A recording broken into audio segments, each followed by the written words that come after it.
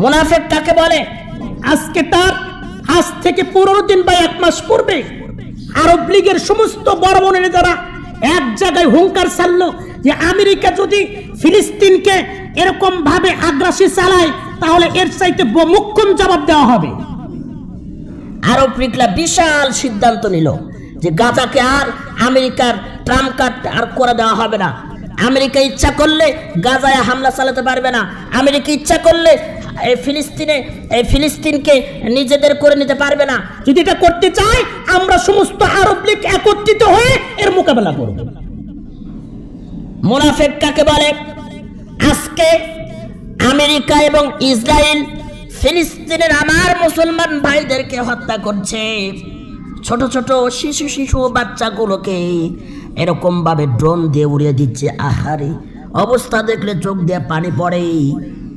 আর আজকে সেই আরব লীগ এত বড় হুঙ্কার ছাড়লো, আজকে ইরান আর ইয়েমেন ব্যতিরিকে আর ফিলিস্তিনের সেই হামাস গ্রুপ ছাড়া কেউ ফিলিস্তিনের সাথে এগিয়ে আসে নাই।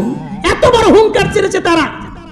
কই আজকে কই সেই আরব, সেই কাতার, সেই আরব আমিরাত কই? তারা তো আজকে নাই। তারা বিশাল বিশাল হুঙ্কার ছেড়েছিল। আজকে আমেরিকা আমার ফিলিস্তিনের ভাইদেরকে হত্যা করছে, তারা একদম নিশ্চুপ, একদম কিপ সাইলেন্ট হয়ে আছে। একটা মুখের উচ্চারণ দিয়েও তারা কোনো কিছু বলছে না। এরা মনে করছে যে আমরা যদি আমেরিকার বিরুদ্ধে যদি যুদ্ধ ঘোষণা করি তাহলে আমাদের গদি নড়বড় হয়ে যাবে। এদের শাস্তি আল্লাহ পাক রব্বুল আলামিন কাল কিয়ামতের দিন দিবেন ইনশাআল্লাহ। ফালিয়াদহাকু কালিলান ওয়াল ইয়াবকু কাসীরা।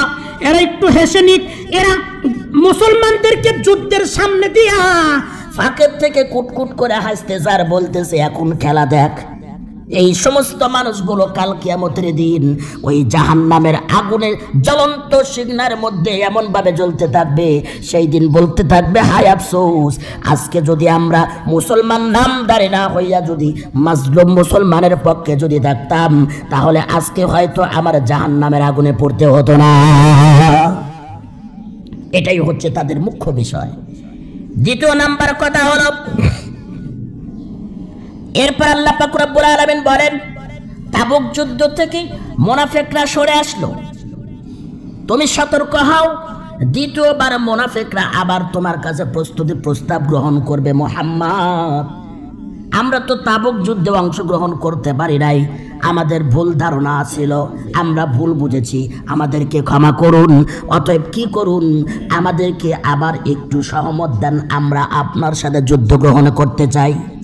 মানে প্রথমবার পিছু টান দিছে, আবার এসে আল্লাহ মুহাম্মদকে সতর্ক করছেন, বন্ধু এই মুনাফিকরা দ্বিতীয়বার আবার আপনার কাছে আসবে, এসে বলবে যে আমরা আল্লাহর রাস্তায় জিহাদ করতে চাই, আমরা প্রথমবার যা ভুল করছি আর ভুল করব না, আপনার পক্ষ থেকে শত্রুদের মোকাবেলা করতে চাই।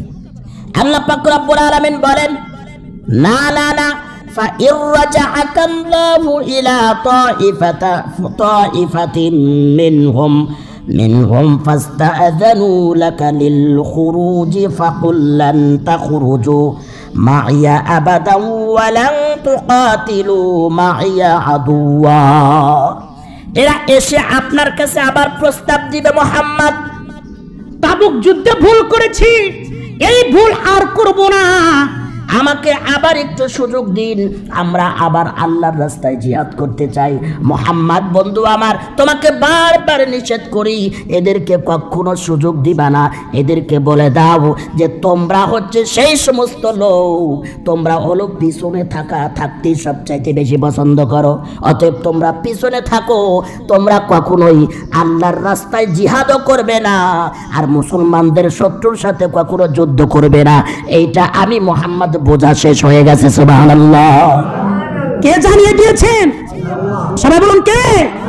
মুনাফিকের চরিত্র এবং মুনাফিকের মুখোশ আপনার আমার সামনে উন্মোচন না হলেও আল্লাহ খুব মুনাফিক সম্পর্কে খুব ভালো করেই